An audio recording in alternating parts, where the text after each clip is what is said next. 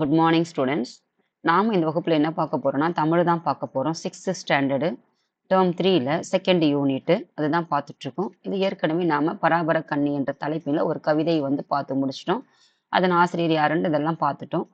இதுக்கப்புறம் இது யாருன்னு பார்த்தீங்கன்னா, நீங்கள் நல்லவர் என்ற கவிதை பேழை இயல் 2ல் கொடுத்துருக்காங்க. அதன் ஆசிரியர் யாருன்னு பார்த்துட்டு அதுக்கப்புறம் நம்ம பாடல் பார்க்கலாமா? பாருங்க. நூல்வெளி. நூல்வெளி பார்த்தீங்கன்னா கலீல் கிப்ரான். கலீல் கிப்ரான் என்பவர் லெபனான் நாட்டைச் சேர்ந்தவர். கவிஞர், புதின ஆசிரியர், கட்டுரை ஆசிரியர், ஓவியர் என பன்முக ஆற்றல் பெற்றவர். பன்முகம்னா என்னன்னா மல்டி டேலண்டட் பர்சன் சொல்லுவாங்க இல்லையா? அவர் தான் இவர். நிறைய பேர் வஉசி படித்தோம். ஒவ்வொருத்தரை பற்றி பாருங்க எத்தனை திறமைகள் இருக்கு. அதனால தான் உங்களுக்கும் சொல்றேன்.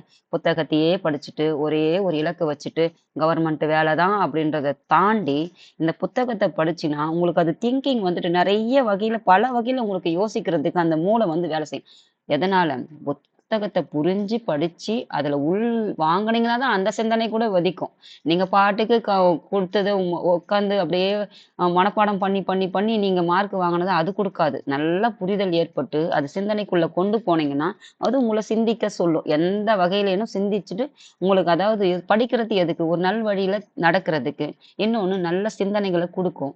அதே மாதிரி பார்த்தீங்கன்னா டிசிஷன் மேக்கிங்னு சொல்லுவாங்க. அதாவது நல்ல நல்ல நம்முடைய தெளிவுபடுத்தும். நம்முடைய சிந்தனைகள் என்ன செய்யும் பார்த்தீங்கன்னா நமக்கு பல வழிகளை கற்றுக் கொடுக்கும். அதுதான் படிப்பினுடைய தன்மையே ஒழிய மார்க் வாங்கிட்டு அடுத்த கிளாஸ்க்கு பாஸ் பண்ணிட்டு அடுத்த கிளாஸுக்கு போயிட்டு அங்கேருந்து அதுக்கப்புறம் டிகிரி படிக்கிறது, அதுலேருந்து அப்புறம் எக்ஸாமுக்கு படிக்கிறது.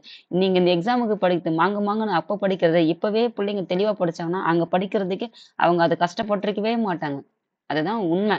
அதனால உங்களுக்கு பாருங்க. அதாவது பன்முகத்தன்மைன்றதுன்னா என்னன்னா கவிதை ஏற்றிருக்காரு. கவிதை எழுதாத போது புதினம் எழுதுவாரு, கட்டுரை எழுதுவாரு, ஓவியம் தீட்டுப்பாரு. ஓவியம் அதை விட மிகப்பெரிய ஒரு ஸ்கில் அது. அப்போ இதெல்லாம் பன்முகத்தன்மை கொண்டதுதான் அவரோட பத்தி சொல்லியிருக்காங்க. பன்முக ஆற்றல் பெற்றவர்.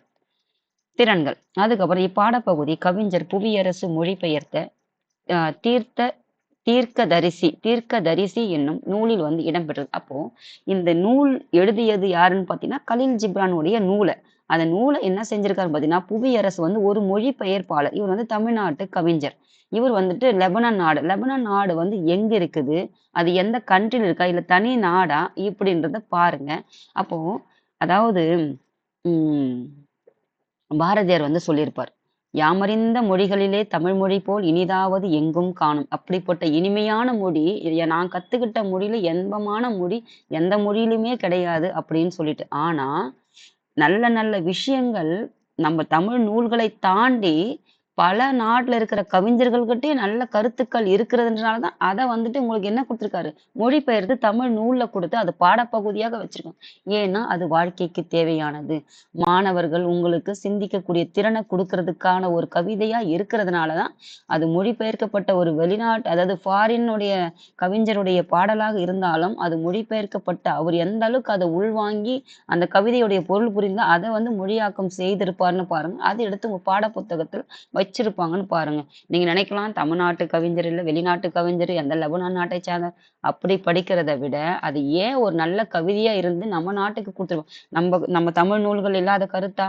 தமிழ் புலவர்கள் எழுதாததா? தமிழ் கவிஞர்கள் எழுதாததா? அப்போ நல்ல விஷயங்கள் எந்த நாட்டால இருந்தாலும் எப்படி திருக்குறள் உலக பொதுமறையா இருக்குது. 2 அடியா இருந்தாலும் எல்லோரும் படிக்கக்கூடிய ஒரு நூலாக இருக்குதோ ஏன்னா நல்ல கருத்துக்கள் வாழ்க்கைக்கு தேவையான கருத்துக்கள். அப்போ இவருடைய கவிதைகள்ல நல்ல கருத்து இருக்கிறதுனாலதான் அது உங்களுக்கு பாடப்பகுதியாக வச்சிருக்காங்க. இப்படிதான் நீங்க புரிஞ்சுக்கணுமா? பாருங்க. இது உங்களுக்கு இதை பத்தி தெரிஞ்சுக்குமா? இந்த கலீல் கிப்ரானுடைய அவரை பத்தி அவருடைய பேக்ரவுண்டை பத்தி கொஞ்சம் நெட்ல தேடுங்க. அதே மாதிரி புவியரசு இவர் தமிழ்நாட்டு கவிஞர். அவரு தீர்க்கதரிசி என்னும் நூலில் பாடல்கள் கவிதை அதான் பாடல்களை இந்த நூல் அந்த அந்த புத்தகத்துல இந்த பாடல் இடம்பெற்றிருக்குது. அவரை பத்தி கொஞ்சம் தெரிஞ்சுக்குங்க. இதெல்லாம் நீங்க பெரிய வகுப்புக்கு போகும்போது நல்ல எளிமையாக ஒருத்தரை பத்தி தெரிஞ்சுக்குங்க. ஏன் அதை பத்தி அவரை பத்தி இங்க வச்சிருக்காங்க அப்படின்னு சொல்லிட்டு. எதுவுமே ஒருத்தர் பண்ணாது எதையும் கொடுக்க மாட்டாங்க இல்லையா? அந்த மாதிரி தேடி பாருங்க. இந்த QR ஸ்கேன் பண்ணிட்டும் பாருங்க. நீங்கள் நல்லவர். நீங்கள் எப்போ வரைக்கும் நல்லவர்? நீங்களா இருக்கிற வரைக்கும் நல்லவர். அதாவது யாருடைய சொல்லியும் யாருடைய திணிப்புக்கும் நம்ம ஆளாகாத வரைக்கும் என்னது நம்ம நல்லவங்க தான். யாருன்னா அதாவது பிரெயின் வாஷ் பண்ணுவாங்கன்னு சொல்லுவாங்க இல்லையா? ஒருத்தர் புடிச்சு ஏத்தி திருகி விடுவாங்கன்னு சொல்லுவாங்கல்ல. அப்போ அதுவரைக்கும் நம்மனா இருக்கிற வரைக்கும் நாம நல்லவர் தான். அதுதான் அதனுடைய பொருள். நீங்கள் நல்லவர். இலக்கியங்கள் மக்களின் வாழ்வை நெறிப்படுத்தி அறவழியில் செலுத்துகின்றன. அதாவது இலக்கியங்கள்னா என்னது? நம்ம படிச்சோம். அற இலக்கியங்கள், அதாவது சங்கம் மருவிய காலத்தில் இயற்றப்பட்ட இலக்கியங்கள்னு சொல்லிட்டு அதுல 11 நீதி நூல்கள் இருக்குன்னு படிச்சிருப்போம். நாலடியார், நான்மணிக்கடை, திருக்குறள், இன்னா நாற்பது, இனியவை 40 எல்லாம் படிச்சோம். அப்ப அந்த நூல்கள் எல்லாம் நம்மளுடைய மக்களின் வாழ்வினா நம்ம வாழ்வை வந்துட்டு நெறிப்படுத்தினா நல்வழிப்படுத்தி அற வழியில வந்துட்டு அதாவது எத்திக்ஸ் இதுனா என்னது ஒழுக்கம், ஒழுக்கம், பண்பு, தத்துவம் இதெல்லாம் சொல்லுவாங்க இல்லையா? வாழ்க்கை தத்துவம். இதன் வழியில நடக்கிறது தான் இந்த அற இலக்கியங்கள் வந்து நம்ம வந்து செலுத்துதுன்னு சொல்றாங்க. அப்ப மனித வாழ்வை வந்துட்டு செழுமைப்படுத்துதுன்னு சொல்லுவாங்க இல்லையா? மனித வாழ்க்கை வந்துட்டு நம்மள மேன்மேலும் மெருகேற்க செய்யறது தான் இந்த இலக்கியங்கள்னு சொல்றாங்க. அப்போ கவிஞர்கள் வாழ்வின் பொருளை உணர்த்தும் உயர்ந்த சிந்தனைகளை கூறியிருக்காங்க. அப்ப கவிஞர்கள் இருக்காங்க இல்லையா? அதாவது பழைய இலக்கியங்கள் மட்டும் கிடையாது. இக்காலத்திலோ, இதுக்கு முன்னாடி 20ஆம் நூற்றாண்டுலயோ, 18ஆம் நூற்றாண்டுலயோ வாழ்ந்த கவிஞர்கள் அவங்கலாம் வாழ்வில அதாவது ஒரு கவிதை எழுதுறாங்கன்னா, அது சிந்தனையுடைய வெளிப்பாடு தானம்மா. பெரும்பாலும் கவிஞர்கள்லாம் பாருங்க, அவங்க அந்த ஒரு சிந்தனை எப்போ உதிக்குதோ அப்போ உட்காந்து எழுதுவாங்க. அப்போ பென்னும், நோட்டையும் பக்கத்திலேயே வச்சுக்கிட்டு அவங்க அப்படியே போய் தேடி புடிச்சு எழுதுறதுக்குள்ள அந்த சிந்தனை கூட போயிடும். அதனால நீங்க கூட கவிதை எழுதுங்க. சிந்தனை வந்துட்டு அந்த நேர சிந்தனை ஊற்றுன்னு சொல்லுவாங்க பாருங்க. அந்த சிந்தனை வந்துட்டு ஒரு ஃபிராக்ஷன் ஆஃப் செகண்ட்ல தான் வந்துட்டு போகும். அப்போ அது என்ன செய்யணும்னு பார்த்தீங்கன்னா, அத அப்படியே என்ன பண்ணிடணும், நோட்ல போட்டு எழுதி வச்சுடணும். அதுதான் வந்துட்டு அப்போ அதனுடைய வெளிப்பாடு உங்களுக்கு தெரியும். நமக்கு இப்படியெல்லாம் நமக்கு தோணுதா? நமக்கு இப்படியெல்லாம் எழுத வருமான்றது. அப்போ இப்படிதான் வந்து அவங்களுடைய சிந்தனைகளும், அவங்களுடைய வாழ்க்கை அனுபவங்கள தான் கவிஞர்கள் வந்து அவங்களுடைய கவிதைகள்ல குடுத்திருப்பாங்க. இதுதான் சிந்தனையுடைய வெளிப்பாடு தான் கவிதையாகட்டும், கட்டுரையாகட்டும், எந்த ஒரு நூலாகட்டும். புத்தகங்கள்லாம் வெளிய நான் உங்களுக்கு எல்லா வகுப்புலயும் சொல்லிட்டேன் நான். அப்போ அத்தகைய சிந்தனைகளை கூறும் கவிஞர்கள் உலகெங்கே இருக்கிறாங்க. அப்போ தமிழ்நாட்டுல மட்டுமா இருக்காங்க? அப்ப நல்ல கருத்துக்களை சிந்திக்கக்கூடிய திறன்கள் வந்துட்டு அதாவது 100 பேர் இருக்காங்கன்னா 10 பேர் இருப்பாங்க இல்லையா? அந்த மாரி தான். அப்ப வெளிநாட்டுல இருந்தாலும் உலகத்துல எங்கேயோ ஒரு கவிஞர்கள் இந்த மாரி இருக்கதான் செய்றாங்க.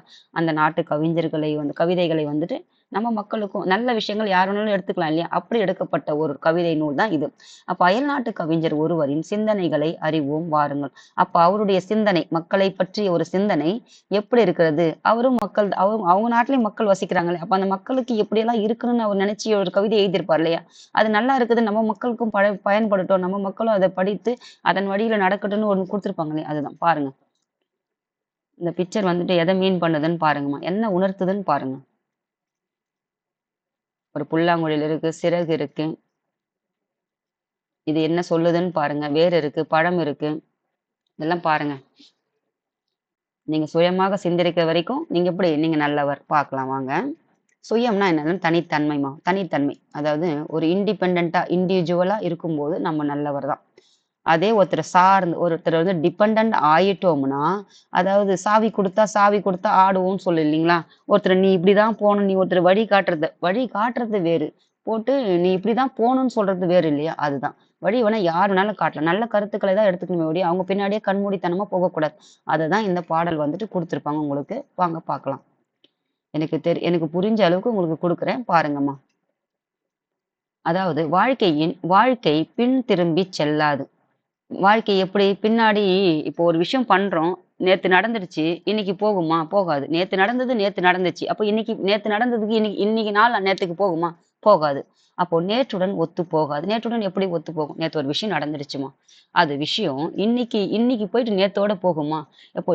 நான் இப்போ இந்த வகுப்பு எடுக்கிறேன்னா, இந்த நேரம், இந்த நொடி நேத்தோட ஒத்துப் போயிருக்குமா? போகாது. அப்போ எந்த ஒரு விஷயமாகட்டும், எந்த ஒரு செயலாகட்டும், அது அப்பப்போ அந்தந்த சூழ்நிலையில அதுதான் உங்களுக்கு என்ன சொல்லியிருக்காங்கன்னா, வாழ்க்கை வந்துட்டு திரும்பி வராது. நேத்து போனா அது போனதுதான். அப்போ செய்ய வேண்டிய செயல்களை நீங்க என்ன செய்யணும்? அந்தந்த காலகட்டத்த, அந்தந்த வயது பக்குவத்துக்கு ஏற்றவாறு அந்தந்த செயல்களை நீங்க செஞ்சிடணும்னு தான் இதனுடைய பொருள். காலம் தாழ்த்தி செய்யறதனுடைய பொருள். அப்போ நேற்று போயிடுச்சு. காலம் திரும்ப வராது. அதனாலதான் காலத்தை எல்லாம் நிறைய பேர் பார்த்தீங்கன்னா, அறிஞர்கள் பார்த்தீங்கன்னா, வரலாற்று ஆசிரியர்கள் பார்த்தீங்கன்னா, காலத்தை வந்துட்டு அவ்வளவா வந்து பயன்படுத்தியிருப்பாங்க. அதனாலதான் உங்களுக்கு சென்ற வகுப்புல சொல்லியிருப்பேன். காலத்தை வந்து விரயம் பண்ணாதீங்க. அதாவது ஆ அதாவது ஏஞ்சுக்கோங்க. சீக்கிரமா ஏஞ்சுக்கோங்கன்னு சொல்லியிருப்பேன் இல்லையா? ஒரு 4 மணிக்கோ, ஒரு 5 மணிக்கூட ஏஞ்சி நல்லா ஒரு ரெஃப்ரெஷ் ஆயிட்டு கூட நல்லா படிங்க. புத்தகத்த எடுத்து படிச்சீங்கன்னா, உங்களுக்கு அந்த நாளே எப்படி இருக்கும்? நல்ல ஒரு இனிமையான நாளா இருக்கும். அத விட நீங்க 10 மணி வரைக்கும் தூங்கிட்டு, 8 மணி வரைக்கும் தூங்கிட்டு, நானும் புத்தகத்த எடுத்து படிக்கிறேன்னா, அந்த காலையில காலையிலுடைய அதனுடைய இது எப்படி இருக்கும், அதுக்கப்புறம் அந்த மதிய வெயில்ல எப்படி இருக்குன்னு பாருங்க. நம்ம இருக்கிறதே வந்து வெப்பமண்டல நாடு. வெப்பப்பகுதி மிகுந்த நாடு தான் நாம இருக்கிறதே, இந்தியாவே. அப்ப நம்முடைய மூளையும், நம்முடைய உடம்பும் அந்த டெம்பரேச்சருக்கு ஏற்ற மாரி தான் நம்முடைய சிந்தனையும் செயல்படும். அப்ப அந்த காலையில இருக்கிறது அந்த கொஞ்சம் அந்த குளிர்ச்சியான நேரம் எப்பன்னு பார்த்தீங்கன்னா, அந்த விடி நேரம் தான். அப்போ அந்த ஒரு 2 மணி நேரம், ஒரு 3 மணி நேரம், ஒரு 4லிருந்து ஒரு 8 மணி வரைக்கும், ஒரு 9, 10 வரைக்கும் நீங்க படிச்சுட்டீங்கன்னா கூட, நீங்க மத்த நாள் ஃபுல்லா நீங்க சும்மா இருந்தீங்கன்னா கூட, அது பிரச்சனையே இல்ல. அந்த ஒரு நாளுக்கானது அந்த சில நேரங்களே உனக்கு குடுத்துரும். அதனால தான் நான் உங்களுக்கு சொன்னேன். அதாவது எல்லாரும் பார்த்தீங்கன்னா, சாதிச்சவங்க எல்லாம் பார்த்தீங்கன்னா, இரவெல்லாம் அந்த வெடி நேரமோ, இரவுகள தூங்காம செஞ்சுட்டு பகல்ல கூட தூங்கியிருப்பாங்க. ஏன்னா, சிந்தனை ஊற்று இருக்கக்கூடிய நேரம் எப்பன்னு பார்த்தீங்கன்னா, அந்த விடி நேரம் தான். அதனால தான் பாருங்க. அதனால நீங்க என்ன செய்யாதீங்க, நேற்றோட ஒத்து போகாது. நேற்றோட எப்படி ஒத்து போகும்? இன்னைக்கு செயல் செய்றோம். அது அன்னைக்கோட ஒத்து போகாது. கொடுப்பவரின் பரிசுடன் அவருக்கு சமமாக எழுங்கள். ஒருத்தர் வந்துட்டு கொடுக்கிறார் ஒரு பரிசுனா, அவருக்கு சமமாக என்ன செய்யணும் நாமளும்? எழுங்கள். சிறகுகளின் மீது எழுவது போல. அதாவது எப்படி புரிஞ்சுக்கணும்னா, சிறகு எப்படி பறக்குது காத்துல பாருங்க. காத்து வந்துட்டு இப்போ காத்து பறந்துட்டே காத்து அடிச்சுக்கிட்டே இருக்கு. அப்போ அந்த காத்து திசை எப்படி வீசுதோ, அந்த திசை வீசுற இதுக்கு தான அந்த இந்த சிறகும் பறக்குது. அப்போ அதுக்கு ஈக்குவலா அது சமமா பறக்குதுல்ல. அது எழுதுல்ல. அததான் சொல்றாங்க. அப்போ ஒருத்தர் ஒருத்தர் குடுக்குறாங்கன்னா, இப்போ நான் ஒரு நல்ல விஷயங்கள் சொல்றேன்னா, அந்த குடுக்குற அது பரிசுன்னே வச்சுக்கோங்க. நான் ஒரு நல்ல விஷயம் சொல்றேன். அது உங்களுக்கு பரிசு. அப்ப அதுக்கு சமமா நான் சொல்றதுக்கு சமமா நீங்க எழுந்தீங்கன்னா தான் அந்த பரிசு உங்களுக்கு கிடைக்கும். அதுதான் இங்க சொல்றாங்க பாருங்க. கொடுப்பவரின் பரிசுடன் அவருக்கு சமமாக எழுங்கள். எப்படின்னு பார்த்தீங்கன்னா, சிறகுகளின் மீது எழுவது போல. சிறகுகளின் மீது எழுவது போல. சிறகுகள் எப்படி காத்துடைய வேகம் என்னதான் வேகம் அடிச்சாலும், அந்த வேகத்துக்கு ஈடு கொடுத்து அந்த சிறகு பறக்குதுல்ல. அப்ப அதுக்கு ஈடு சமமா இருக்குதுல்ல. அதே மாரி தான். ஒருத்தர் நல்ல விஷயங்கள் சொல்றாங்கன்னா, அந்த நல்ல விஷயத்துக்கு ஏற்ற மாரி நீங்க அத பயன்படுத்தி அதுக்கு அவங்களுக்கு அத பரிசா குடுக்குற மாரி, அத நீங்க எழுந்துச்சு வந்துரணும். அந்த விஷயத்த செய்யணும். அதுதான் அங்க சொல்லியிருப்பாங்கம்மா. அதாவது காதுல வாங்கி விடுறதோட இல்ல, நல்ல விஷயங்கள் வந்துட்டு எந்நேரமும் கிடைக்காது. எல்லாருமே சொல்ல மாட்டாங்க. சொல்லும்போது அதாவது "காற்றுள்ள போதே தூற்றிக்கொள்ன்னு" சொல்லுவாங்கல்ல. அது எப்போ அந்த செயல செய்யணும், அப்பவே செஞ்சிடணும். அதுதான் அதனுடைய பொருள். அதுக்கப்புறம் பாருங்க, உழைக்கும்போது நீங்கள் புல்லாங்குழலாகி விடுகிறீர்கள். எப்படி நம்ம ஒரு வேலை செய்றோம், அப்படியே அதிலேயே நம்ம ஊர்ந்து போயிடுறோம் இல்லையா? அப்படியே ஆழ்ந்து போயிடுறோம் இல்லையா? இப்போ நான் டீச் பண்றேன்னு வச்சுக்கோங்களேன். இப்ப எனக்கு அதுல மெய்மறந்து என்ன சொல்றேனே நான் எடுக்கணும்னு சிம்பிளா எடுக்கணும்னு நெனைப்பேன். ஆனா என்னையும் அறியாமல் அந்த பாடம் என்னை எங்கெங்கெல்லாம் கொண்டு போயிடுது இல்லையா? இது உழைப்பு. இதுவும் ஒரு உழைப்பு தான். எல்லாமே கடின உழைப்பு போயிட்டு வியர்வை சிந்தி தான் உழைப்பு கிடையாது. ஒவ்வொரு மனித செயல்கள் அனைத்துமே உழைப்பு தான். அது நம்ம உட்காந்துட்டு கம்ப்யூட்டர்ல உட்கார்ந்தா அது அது மட்டும் உழைப்பு கிடையாது. எல்லாத்துக்கும் இதுக்கு பின்னாடியே ஒரு உழைப்பு இருக்கும். ஒவ்வொரு செயலுக்கு பின்னாடி உழைப்பு இருக்குது. அந்த உழைப்புல நம்ம என்ன பண்ணுவோம், அப்படியே ஒன்றி போயிடும் இல்லையா? அததான் அங்க சொல்றாங்க. அப்போ உழைக்கும்போது நீங்கள் புல்லாங்குழல் ஆகி விடுகிறீர்கள். எப்படி வந்துட்டு புல்லாங்குழல் வந்துட்டு அந்த இசையில அப்படியே நம்ம பாட்ட கேட்டுக்கிட்டே இந்த புல்லாங்குழல் இசைக்கும்போது அப்படியே மயங்கிடுறோம் மயங்கி போயிடுறோம் இல்லையா? அதே மாரி தான் நம்ம வேலையில என்ன செஞ்சிரும் அப்படியே அந்த வேலையில முழுகி போயிடுறத அத சொல்றாங்க. அதன் இதயம் காலத்தின் கிசுகிசுப்பை அதன் இதயம் காலத்தின் கிசுகிசுப்பை ஒரு இசையாக மாற்றி விடுகிறது. அதான் அந்த நேரம் வந்து எப்படின்னு பார்த்தீங்கன்னா, நம்ம ஒரு அந்த அந்த இதயம் வந்து அந்த பாடல கேட்கும்போது, அந்த இசை வந்து எப்படின்னா, நம்ம ஒரு இசையாகவே அந்த புல்லாங்குழல் வந்து மாற்றி விடுது. அப்ப அதிலயே நம்ம என்ன செய்றோம்? மூழ்கி போயிர்றோம்னு சொல்றாங்க. அதே மாரி தான் நம்ம செய்யக்கூடிய வேலையும் நம்ம அதிலேயே மூழ்கி போயிர்றோம். அப்போ நான் உங்களுக்குள் ஓர் இசையாக மாற்றி விடுவது உங்களுக்குள் இருக்கும். நன்மையை பற்றி தான் நான் பேச முடியும். தீமையை பற்றி அல்ல. நல்லது தான் சொல்லுவாங்க. உனக்கு என்ன தீமைன்னு சொல்லிட்டு யாரால சொல்ல முடியுமா? தீமையை பற்றி பேச முடியும். நல்ல விஷயத்த இப்ப நான் யார் வேணாலும் நல்ல விஷயத்த சொல்லலாமா? தீமையான விஷயத்துல அந்த வழி இருக்குது. அதுல போகாதீங்கன்னு அதுல சொல்லதான் முடியுமே கண்டி ஆனா இந்த விஷயம் உனக்கு தீமையானது வருதுன்னு யாரும் சொல்ல முடியாது. நல்ல விஷயத்த வந்து இதெல்லாம் நீ செஞ்சினா உனக்கு நல்லதுன்னு எல்லாரும் சொல்ல முடியாது. அததான் சொல்றாரு அவரு. நன்மையை பற்றி தான் நான் பேச முடியும். தீமையை பற்றி அல்ல அப்படின்னு சொல்றாரு அந்த கவிஞர். அவரும் அந்த வாழ்க்கையில அவர பத்தி படிச்சு பாருங்க. அப்ப அந்த உணர்வு தான் அந்த ஒரு கவிதையினுடைய வெளிப்பாடு. அப்போ அவர் அந்த வாழ்க்கையில அனுபவிச்சத உங்களுக்கு கவிதையாக குடுத்திருப்பாங்க. அது நமக்கு தேவைப்படுன்றதுனால தான். அப்போ அவருடைய பேக்கிரவுண்ட் எடுத்து படிச்சு பாருங்க. உங்கள் சுயத்துடன் நீங்கள் ஒருமைப்பாடு கொண்டிருக்கும்போது நீங்கள் நல்லவர். சுயத்துடன்னா என்னது? தனித்தன்மையாக நம்ம தனித்தன்மையா சிந்திக்கும்போது, அதாவது யாருடைய இப்போ ஒண்ணும் இல்ல. இப்போ என் பசங்களே பார்த்தீன்னா, நான் வளர்த்த பசங்க தான். எனக்கு எல்லாம் நல்லது, கெட்டது எல்லாம் சொல்லிக் குடுத்த பசங்க தான். ஆனா, நம்மளும் ஒரு மனுஷத்தன்மை தானே. சில நேரம் நமக்கு ஒரு சோர்வு ஏற்படும் பாரு. அப்ப நம்ம சொல்லுவோம் இல்ல, ஏதாவது புலம்புவோம் இல்ல. அப்ப சொல்லுவாங்க பசங்க, "கொஞ்ச நேரம் பேசினாவே என்கிட்ட நெகட்டிவிட்டிலாம் குடுத்துறாதம்மா" அப்படின்னுவாங்க. அப்போ அந்த நெகட்டிவிட்டி அவங்களா இருக்கிற வரைக்கும், அப்போ அவங்க எப்படி இருப்பாங்கன்னு பார்த்தீங்கன்னா, சுயத்துடன் இருக்கும்போது நீங்கள் நல்லவர். ஒருமைப்பாட்டோடு இருக்கும்போது நீங்கள் நல்லவர். ஆனா இப்போ நான் அவன் இப்போ என் பசங்களே இருக்காங்கம்மா. இருக்கிறான்னா, நான் ஒரு ஏதோ ஒரு அவன் நல்ல ஒரு ஒரு வேலை செஞ்சுட்டு இருக்கான். ஒரு நல்ல வேலைன்னா, ஆ ஒரு நெகட்டிவே இல்லாத ஒரு பாசிட்டிவா ஒரு வேலை செய்றான். இப்ப என்னோட நெகட்டிவிட்டி போய் நான் சொல்லும்போது, அப்போ அது என்ன ஆகுது? அது போய் அதுல போயிட்டு ஏறும்போது பாசிட்டிவ், நெகட்டிவ் ஆயிடுது. அப்போ அதுதான் நம்ம தனிப்பட்ட முறையில ஒரு சுய சிந்தனையோடு, தனிப்பட்ட முறையில தனித்தன்மையோடு நம்ம இருக்கும்போது, நாம நல்லவர் தான். அதுதான் நீங்க நல்லவர். பாருங்க. அதுக்கு என்ன சொல்லிருக்கும் பார்த்தீங்கன்னா, ஒரு உதாரணத்துக்கு எக்ஸாம்பிளுக்கு, "என்னைப் போல் இரு" என்று யார் சொல்றான்னு பார்த்தீங்கன்னா, "பழுத்து உன் உள்ளீடுகளை எல்லாம் முழுசாய் கொடு என்று பழம் வேரைப் பார்த்து நிச்சயமாக சொல்லாது." அதாவது பழம் என்ன செய்யுதுன்னு பார்த்தீங்கன்னா, பழுக்குது. எல்லாத்தையும் உள்ளீடுனா எல்லாத்தையும் இழுத்துக்குது. அதான உள்ளீடுனா என்னது? உள்ளே இருப்பவை. உள்ளே என்ன இருக்குது? இந்த பழத்திலிருந்து என்னென்ன இருக்குது? அது என்ன பண்ணுது? பழம் வந்துட்டு பழம் வந்து வேர்கிட்ட இருந்து எடுத்து, வேர் வந்து மரத்துக்கு குடுத்து, மரத்துலருந்து பழம் எடுத்துக்குது. அப்போ அந்த உள்ளீடெல்லாம் யார் எடுத்துக்கிறான்னா, அந்த வேரின் மூலமா தான் பழமும் எடுத்துக்குது. பழம் எடுத்து என்ன பண்ணுது? குடுத்துருது குடுத்துருது. அப்ப அது குடுக்கும்போது என்னன்னா, நான் எல்லாத்தையும் நான் எடுத்துக்கிட்டேன். அதனால எனக்கு குடுன்னு சொல்லிட்டு யார் சொல்ல மாட்டா? பழம் வந்து சொல்லாதான். வேர் வந்துட்டு சொல்லாதாம் பாருங்க. "என்னைப் போல் இரு என்று பழுத்து உன் உள்ளீடுகளை எல்லாம் முழுசாய் கொடு என்று பழம் வேரைப் பார்த்து சொல்லாது." நிச்சயம் வேரைப் பார்த்து சொல்லாது. ஏன்னா, கொடுப்பது பழத்தின் இயல்பு, பெறுவது வேரின் இயல்பு. குடுக்கிறது அதனுடைய தன்மை. பெறுது குடுக்குறதுக்கு ஒருத்தர் எப்பவுமே குடுத்துக்கிட்டே இருப்பாங்க பாருங்க.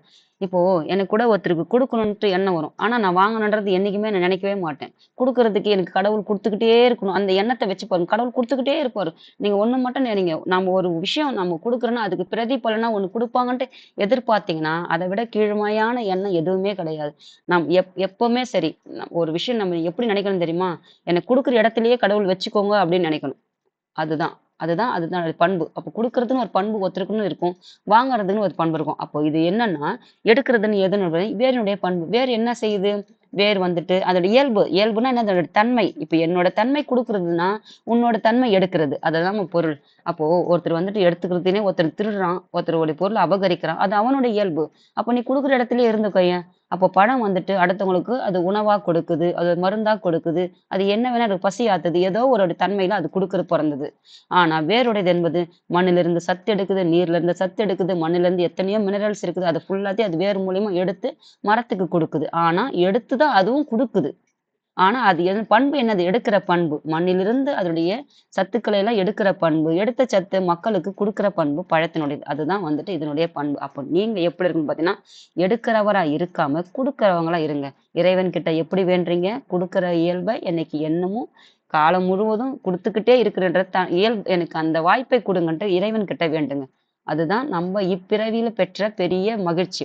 அப்போ உங்கள் பேச்சின் போது நீங்கள் விழிப்புணர்ச்சியுடன் இருப்பது நல்லது. ஆமா.